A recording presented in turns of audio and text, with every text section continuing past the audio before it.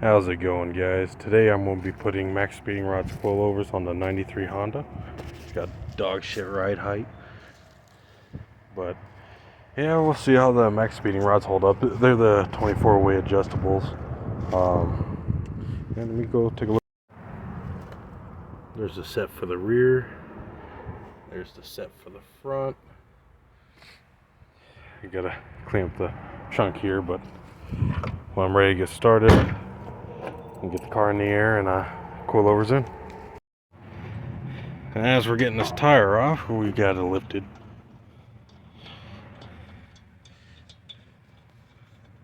Nasty little motherfucker back there. Alright, tires off. Alright, what do I need? 17. Feels like a 16. Sorry guys, this is unfortunately harder to do one-handed. Trying to record this for you guys. I don't think I have a spot I could hang this. I guess that's good enough.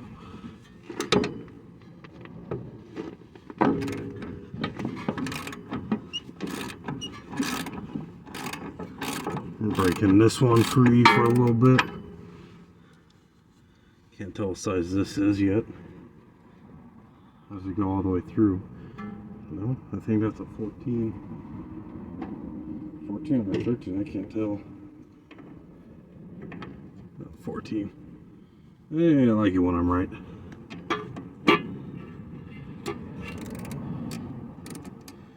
Ooh, hold on. What I almost forgot to unpause it there. Gotta switch to bigger half inch.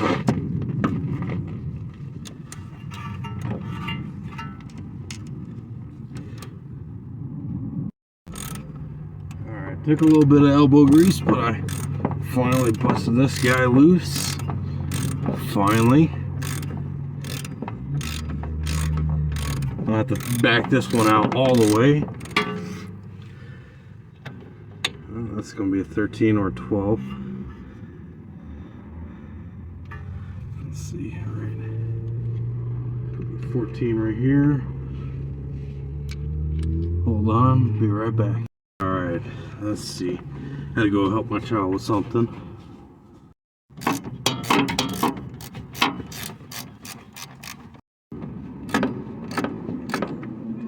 Getting this hose off here, and then we'll get this top shock out here, or strut, my bad. Alright, now the fork can finally come down. Just gotta make sure I have the right socket on here.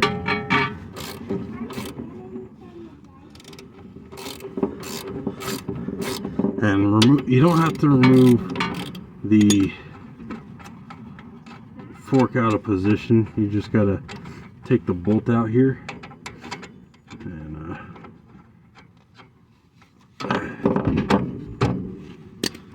pull the bolt here all the way through, and then just let the fork drop down.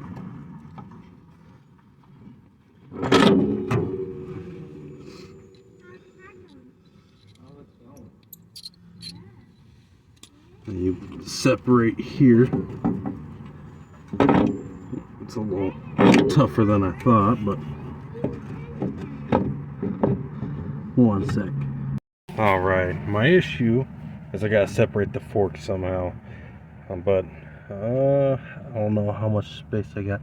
I probably shouldn't loosen the top all the way yet, but oh well. Mistakes were made. Also sorry that if the quality of the video is not that great. I'm actually using my phone right now. But separated.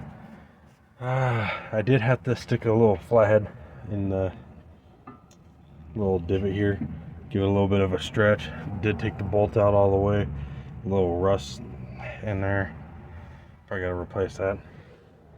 Gotta replace the rack and pinion, but that's another video for another time. Finally not gonna have to see this nasty looking sticking through there. Ugh, God, that definitely looks a lot better than, yeah, 100-year-old coil. Alright, can't figure out this guy just for now. I'll figure it out here in a couple minutes, and I'll show you guys the orientation of how it's supposed to go.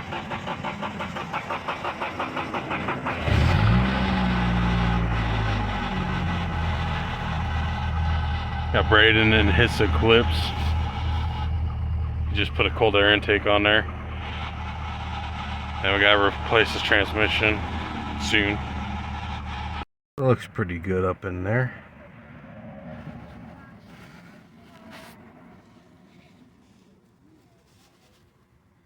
All I gotta do is, like I said, get that bracket on here to hold these, but it doesn't look right either way I do it. Well, these just go like this, or just some weird rotation, so I'll figure something out. Just tightening up the top here on the one side.